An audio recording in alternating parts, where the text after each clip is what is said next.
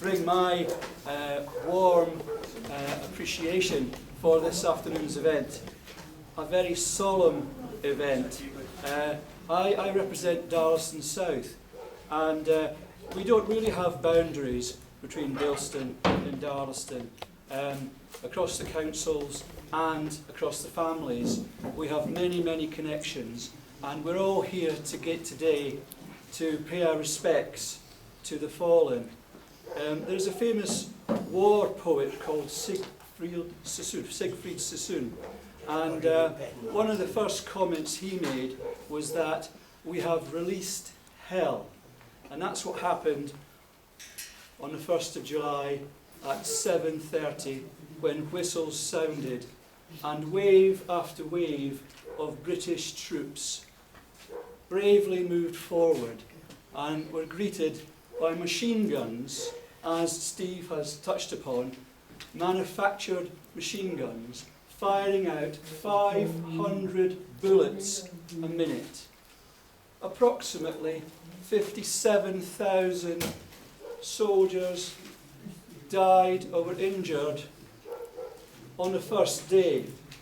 As we know, that particular bloody conflict, which in history will go down as, in British history, the most bloody conflict in our history, despite how people may want to rewrite history in the future.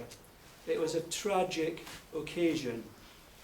Talking about personal stories, my own grandfather, William Ingalls Allison, was in the Royal Scots Greys.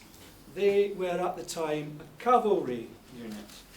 Now, one of the things about that is that this is how we have to think of how things have moved on.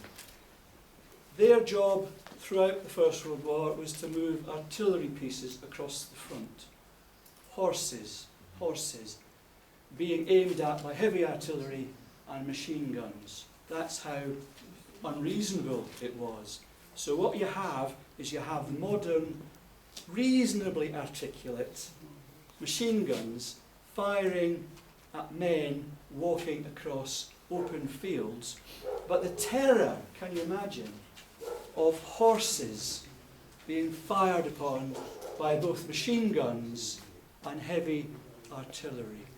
Now, I know we're going to talk a little bit about the advances and lessons learned, and please pass this on to everybody you know. We all have to learn the lessons. That's most important. But I touched upon my own grandfather. He came back from the World War I with a thing called shell shock. 80,000 people who took part in the Somme came back, in terms of their body and limbs, seemingly well. But 80,000 came back with shell shock, as they called it, and psychological problems.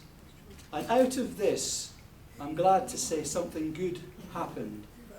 People started to take seriously psychological damage caused by conflict. And that is a major thing that happened again in this particular area.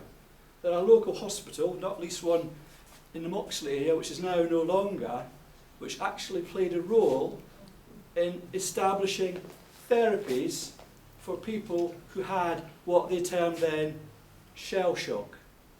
Now,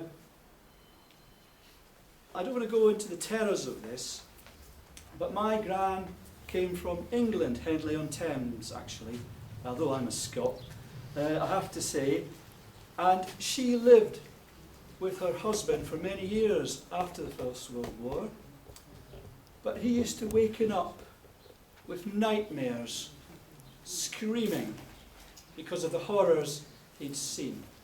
And it took modern drugs and modern therapies to let that man live half a life again. So I'm sure you could all share stories with us later about your own particular connections. But I just lastly want to touch upon one special thing, the PALS regiments. Now the PALS regiments is where people like myself and Steve here, good friends, would have trained together, would have learnt how to perhaps defend ourselves and use our munitions and our guns. But the tragedy of the Somme is that villages, towns, different community groups, although they trained together, they also went and died together. And I pay my respects to all of those PALS regiments, because the PALS regiments were based on friendships. And that's what I hope we have here this afternoon. Although I come from Scotland and I represent Darlaston, I want you, all of you, to be my friends today. This is an extremely solemn occasion, and I thank you on behalf of Steve and everybody who put this together for letting me talk for too long. But I just want to say this, that although we are here in Darlaston, our Queen is also making this special, solemn occasion extra special down in London. On behalf of the Queen, on behalf of all your friends in Darlaston, I would like you to give some applause to Her Majesty the Queen for her special help in supporting this amazing day. Thank you very much.